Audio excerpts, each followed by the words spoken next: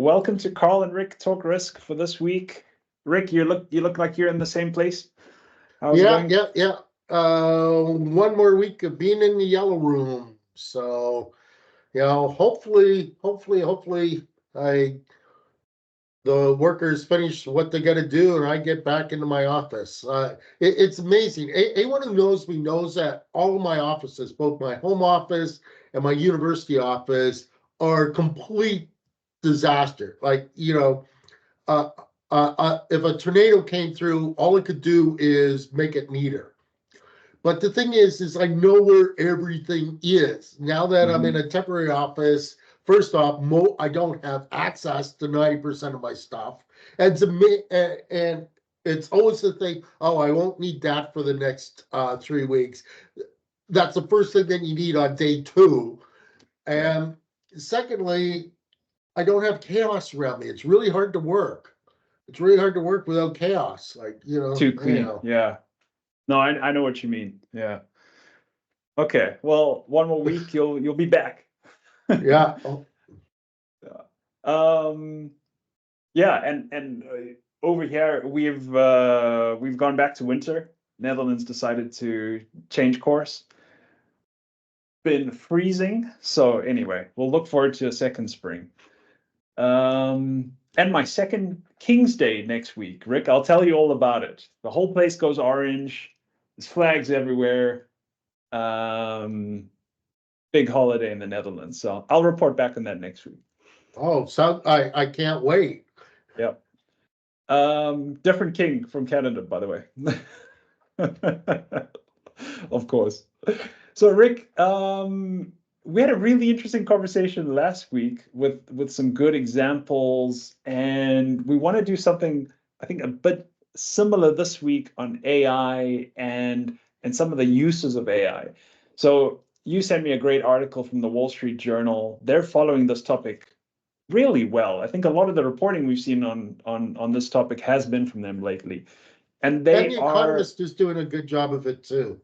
Economist is fantastic. Yeah, like really, literally what the article is called is the nuts, bolts, and costs of generative AI. So I like that they're not staying up there. They're really diving into like how people are using this, because that's what we're all interested in. How are people going to use this? It can be taken in so many ways.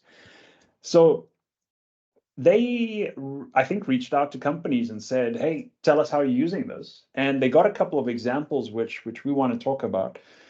The first one that caught my attention is around a company that's dealing with mental health support services, and using technology to respond to its patients and offer them advice. And they're using AI to do this, to generate that advice before it's approved by a human agent. And they're not having a great time with this. The patients know that content is AI generated. And even though there's a human sitting there hitting the approve button before it's sent out, and even though messages are getting back to patients faster, so it's more responsive there, they don't like it. And I think it comes down to trust in this case, that knowing it's from a machine, there's and not from a human that's empathizing and understanding who we are and offering tailored advice, as long as that takes. And that's a real problem for a lot of people. What did you take away from that, Rick? Well, boy, where do I go with this? But first off, I think it'd be very interesting. Mental health is something. First off, I want to be very careful about, because there's so many ways to mess up, which might have been a sentence that I just messed up on unintentionally. I think it would have been interesting to get another example of where you do not have people with mental health issues, but again, need something to be done. So, for example, let's just say that there's a weird noise in your car and you're calling a mechanic. Right. So again, I'm not an expert on this, so don't rate angry emails or angry posts. But personally, I think that mental health might be a bit of a special case. Now, and secondly, with health in general, than with, for example, having AI diagnose your car or help with your car. There's a lot of evidence, and the article states it, that, the advice is better, it's quicker, it's more efficient, yada, yada, yada. But again, I'll go back, and this is a book that I've mentioned before. Jeff Colvin wrote a book, Humans Are Underrated. And he said that the key is not to ask what you can do that a bot or AI cannot do, but instead ask, what is it that you can do that people do not want a bot or AI to do? And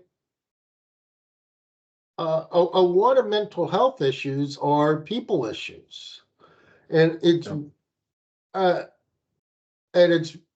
and actually a lot of health issues are mental health issues, which by extension become people issues. And if it's people issues that you're dealing with, and mental health almost by definition is a people issue with yourself, it's quite reasonable. In fact, I would say it's quite healthy to be skeptical of AI in those situations. Yeah. Now, having said that, I suspect that there's, again, a whole host of people that do not want AI to diagnose the problem in their car. Although, ironically, the first thing the mechanic's going to do when you take your car into the shop is hook it up to a computer to get the diagnostic codes that the computer spits out. But that's all kind of hidden behind. So I'm not really surprised by that. But I would but I think that for introverts like me, actually dealing with a bot's a great thing. So I'll give you an example. At my Sobeys, at our local Sobeys, I'm not trying to promote Sobeys, but our local Sobeys here, where I live, is a relatively small one, and we don't have self-serve checkouts.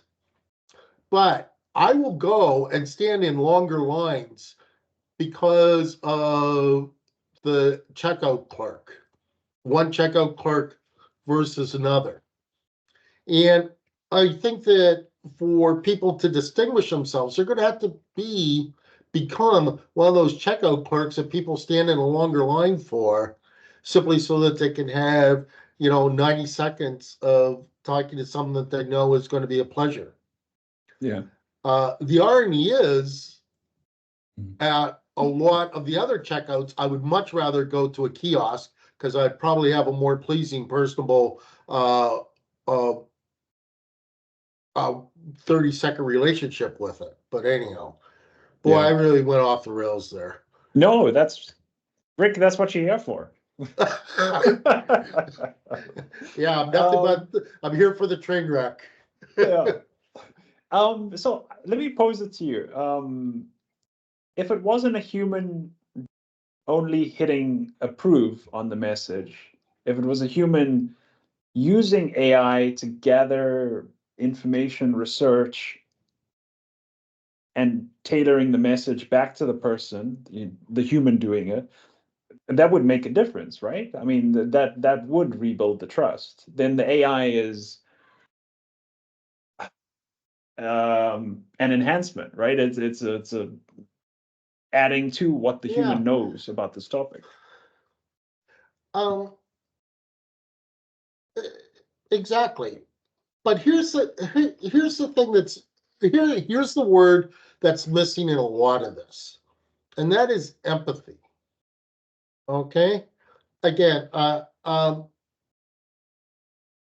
ironically, in some medical studies, the AI response, and this is against medical doctors, the AI response from certain AI engines has actually been shown to be more empathetic on average than doctors in certain instances. Okay. Someone says something about the training of physicians for anyhow. Sure does. Well, let's put that back in the context of risk management. Okay, how empathetic are most risk management professionals? How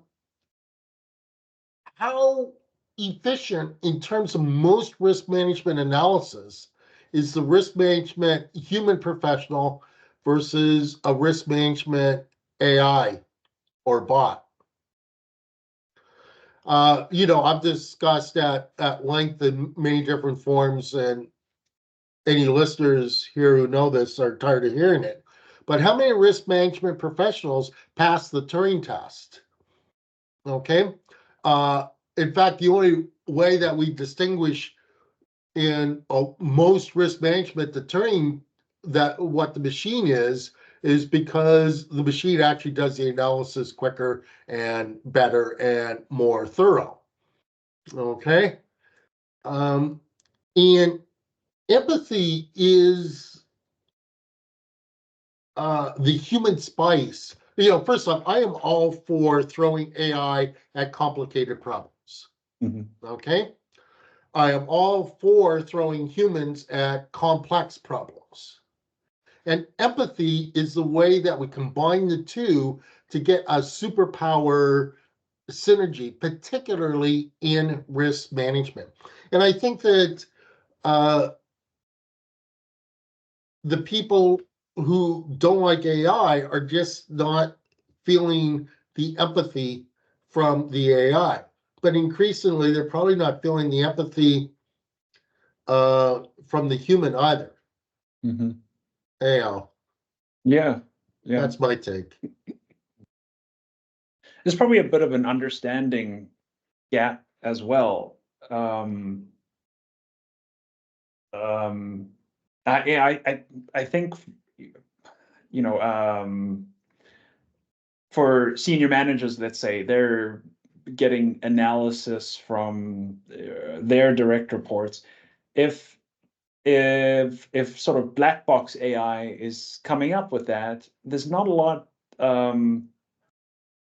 of storytelling involved, analysis of what's going on, whereas a person can do the complex work of actually connecting those dots, explaining the environment to the data and the consequences. They can. I'm going to be rude and interrupt you again when Sure. I shouldn't. They can, but do they? No, oftentimes okay. Not. We've all heard the saying, those who can read but don't are no different from the illiterate. So, and I would argue that the AI is probably going to come along that will do a better job of telling the risk stories than what of highly trained human risk engineers. I'm not trying to crap on the profession. Yeah. I'm trying to give the profession a wake-up call that their secret weapon is empathy and being human. Yeah. It's not in calculating, the Poisson distribution to another, decimal point. Yeah, exactly. Another example that this article had was about Walmart. I thought maybe we can just touch on that quickly, because I think it's a good point for risk management to take in. They're doing something called the 4-in-a-box method that brings employees together from business, product, technology, and user experience to solve challenges using tech. And it gets to that kind of silo approach that risk management is famous for. And they're basically forcing these different functions together to solve things in many teams, right? And I think that's, I mean, often my most meaningful projects have done exactly that. They're cross-departmental. They're working with people who have different ideas, and there's somebody in the room that can harness all that stuff and apply technology to it. In this case, AI, because let's face it, I don't think risk managers really know what AI is capable of yet as well. I mean, there might be. Who does?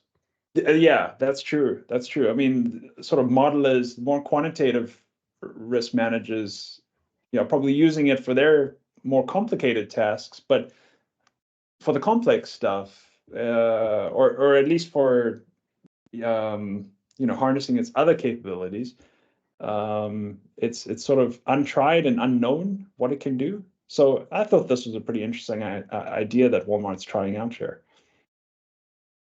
Cognitive diversity, boy, I can't scream about it enough. Cognitive Yeah, diversity is a wonderful thing.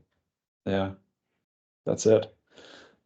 Okay, and we wanted to touch on one more here. Yeah, it was the last point. Don't wait. Yes, don't wait. That's right. And this to me sounds like a repeat of last week a little bit, which I think is really interesting. So, companies aren't waiting for regulators to determine how and when they use tech. Last week we used the words old box. Companies don't want to fit into the old box because there's all these rules that aren't made for them. They want to innovate and come under a set of rules that make sense to what they're doing, which makes, yeah, a lot of sense. And they're doing this at the same time as they're keeping dialogue open with policymakers. So they're telling them, listen, these are the rules we need to operate like this. And one example was law firms that are using vast data sets to come up with, I guess, briefs and reports and approaches to their cases. So that was kind of interesting. Rick, did you have anything you wanted to add on that one? I think that legal firms have been using a form of AI or bots for uh, a long, long period of time. Um, my thing again is, I actually put my money where my mouth is. I got a professional version of AI. Do I know what I'm going to do with it? Not a clue. Uh, to be quite frank, am I playing around with it? I've yet to find something where it's going to save me significant time. Um, I do plan on feeding it and have fed it some articles to get briefs from it because, the one thing that is building in my temporary office is my paper stack of reading. So instead of now printing it out to put it on my to read list, I'm just going to put it in a AI engine. Uh, I think that we're still very much at the you've got mail stage of where, and again, our younger listeners can Google that or look it up, where, America Online was loading up your mailbox every day with 5 CD-ROMs. Again, the younger people can look up what a CD-ROM was so you could register for America Online. Um, and this is going to turn out totally, totally, totally different. But unless you're kind of with it, unless you're kind of willingly being the frog in the pot Yeah, that's slowly being heated up, um, you're simply not going to be able to survive, yeah, or at least not be nearly as efficient and as productive as you could be. yeah, But yeah, uh, just to put a full circle on it, though, is I think as we talked before about the imposter syndrome, I think that actually AI in the workplace might dramatically increase some mental health issues along the way. And that's something that some people are talking about, but probably not enough. Yes. Yeah, I've got my fair contingent of friends hoping AI takes over their boring jobs and they can go into universal basic income any day now. But that's a double-edged sword. I think it's coming at what you're saying from a different angle. There's I think a certain satisfaction we get in doing work well, and um, yeah, a bit scary to know AI can do it better a lot of times. It's even scarier that your colleagues want to go in UBI, but anyhow, I uh, know. I think that again is an incredibly naive point of view because um, I don't know about you, but when I go to an all-inclusive vacation where I've got nothing to do but make sure I don't get sunburned, uh, I go crazy after about 4 days. Yeah, It's great for 3 days, but then after day four, it's like I've got to have more of a purpose to life than finding out what to do for the next 24 hours to try to fill it. couldn't agree more. Yeah, that's no. Um, exactly. And I think it's a lot of people that haven't maybe thought through what else they can do. So yeah. But Rick, I want to turn for a second, and maybe this goes nowhere, and that's perfectly okay. But just thinking through how risk managers can start applying AI. Um, you know, I think some of the takeaways of today's podcast is, I like what Walmart is doing. So cross-functional teams that are, you got a tech person in the room, you got a few viewpoints, you've got something you want to accomplish. Seems like a pretty good way to harness AI and learn the ropes a little bit of what it can and can't do. Um, how else do you think AI can start assisting risk managers right now? I'll probably get in trouble with this, Rick, but AI can probably do 90% of the regulatory risk reporting, if not 100%. Um, I see AI as being the enabler to allow risk professionals to become the creative artists that they should be. Right. Yeah. So Uh, AI I spitting believe out the that uh, um, advanced degrees in risk management, AI is creating the ability for advanced degrees in risk management to become creative thinking, critical thinking courses, and uh, almost mathless courses. right. Again, I'm kind of going to the extreme Yeah. to paint the picture, but Yeah. the time spent on learning distributions, the time spent on programming, no. The time spent on probability. Actually, I would argue that doing a bunch of probability puzzles would probably still be needed because you have to understand the true guts of probability, um, which is very, very, very different than doing probability calculations. Right. Doing Yeah. probability calculations is not understanding probability, but basically it frees risk managers to think rather than to do. Right. Right. So yeah, I think what you're saying with the probability puzzles is you want to build up an intuition Yeah, around probability, but you don't necessarily have to do 1,000, probability questions to get there.